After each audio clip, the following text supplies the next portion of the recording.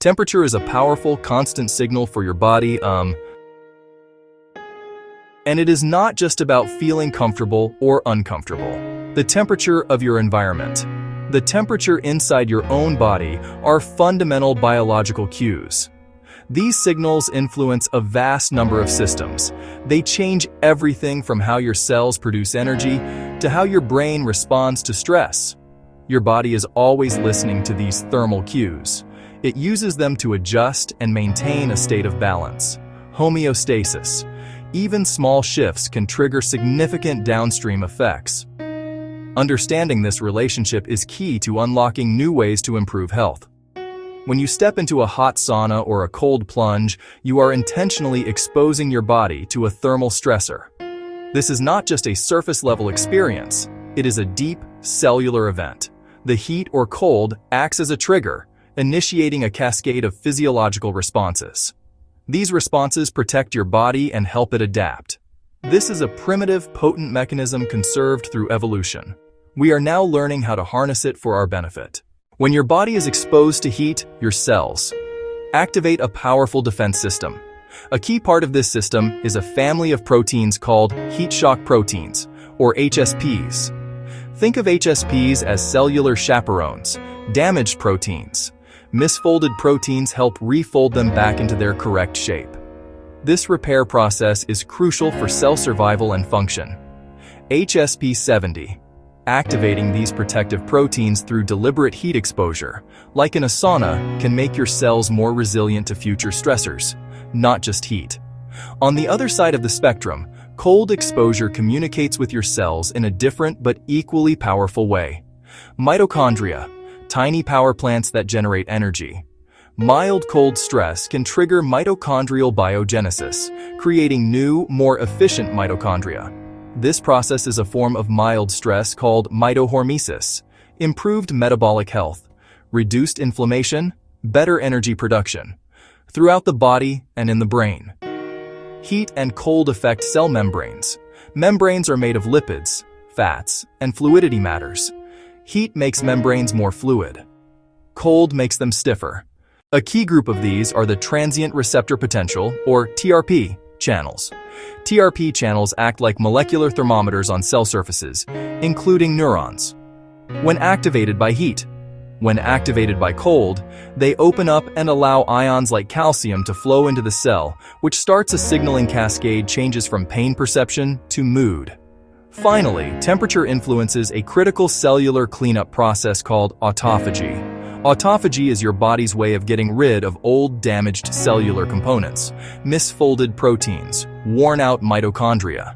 Clearing debris keeps cells efficient and reduces the buildup of toxic junk that can contribute to aging and disease. Both acute heat and cold stress have been shown to be potent activators of this process. By stimulating this natural recycling system, thermal stress can help your cells stay younger and more robust, better equipping them to handle future challenges. The brain is the central command center for this entire process. It constantly receives temperature information from sensors throughout your body, especially the skin.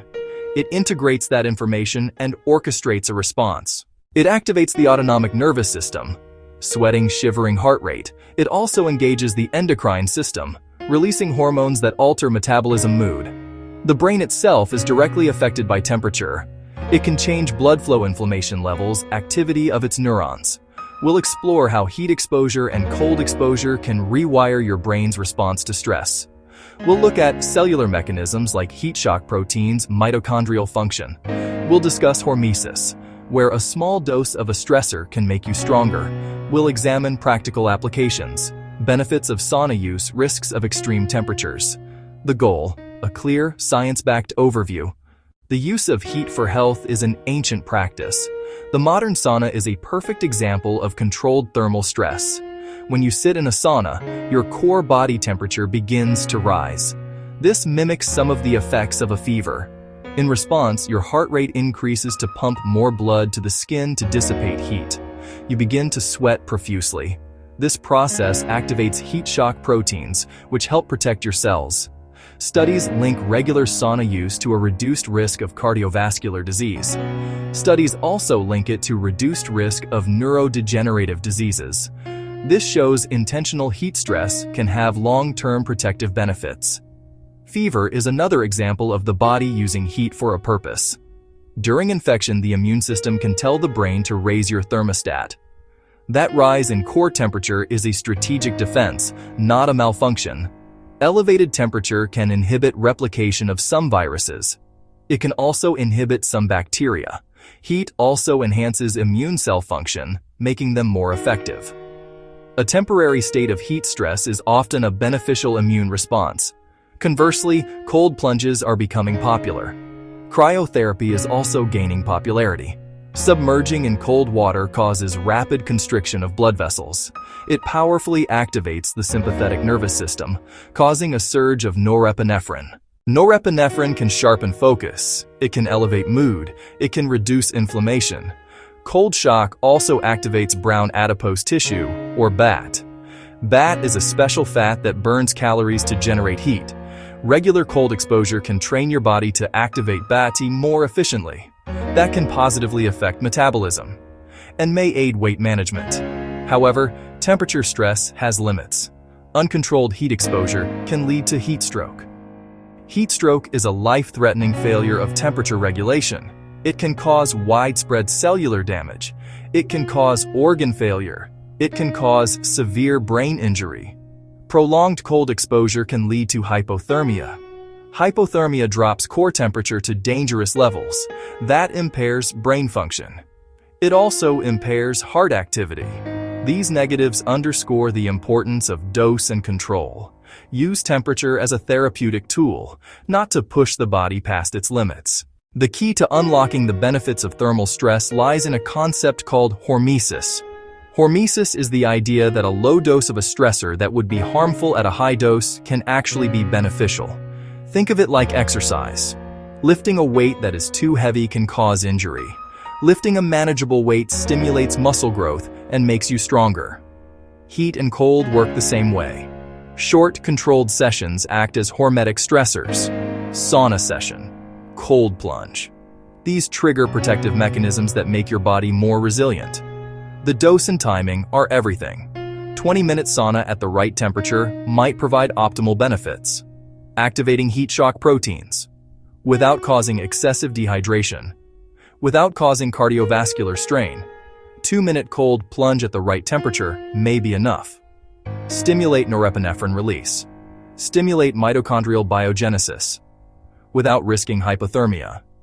The effects are cumulative. Single exposure gives short-term benefits.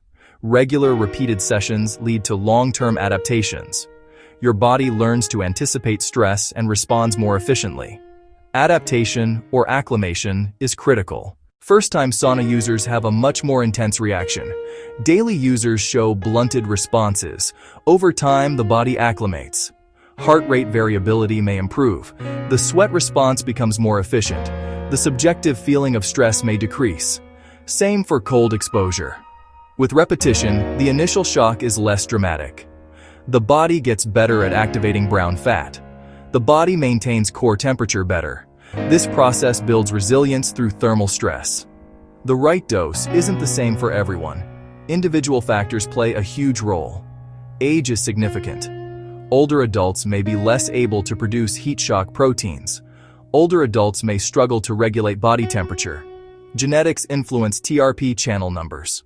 Genetics affect predisposition for activating brown fat. Underlying health conditions must be considered. Cardiovascular issues, neurological issues. Thermal therapy must be personalized. Start with lower doses and gradually increase as the body adapts safely. The growing body of research on thermal stress is providing exciting clinical insights. We have strong evidence. Sauna-induced heat stress reliably increases HSP70. HSP70 is linked to cellular protection and longevity. On the cold side, acute cold exposure potently activates brown adipose tissue. That has clear implications for metabolic health. Discovery and characterization of TRP channels provide a direct molecular link between temperature sensation and neurological processes. Mood, pain, stress regulation. From a public health perspective, these findings have dual implications. On one hand, more frequent and intense heat waves are a serious threat. Chronic exposure to high ambient temperatures can elevate stress hormones like cortisol and contribute to negative health outcomes, especially in vulnerable populations. This highlights the need for public health strategies, creating cooling centers, promoting awareness of heat safety. On the other hand, controlled thermal exposure can be a proactive health tool. Saunas, cold plunges. These accessible options offer a non-pharmaceutical way to build resilience. For clinicians, temperature-based therapies are already in use and hold promise. Therapeutic hypothermia, medically induced cooling of the body, used to protect the brain after cardiac arrest. Used to protect the brain after traumatic brain injury. Controlled heat therapies are being explored for cardiovascular benefits and even mood disorders. However, safety and personalization are critical. The risks of heat stroke and hypothermia are real. Protocols must account for individual health, age, and existing conditions. Despite progress, many open questions remain. What are the precise optimal temperatures, durations, and frequencies for different health goals? Improving memory. Reducing anxiety. How do factors like sex genetics and the gut microbiome alter an individual's response to thermal dose? Can regular, lifelong use of thermal therapies delay age-related disease?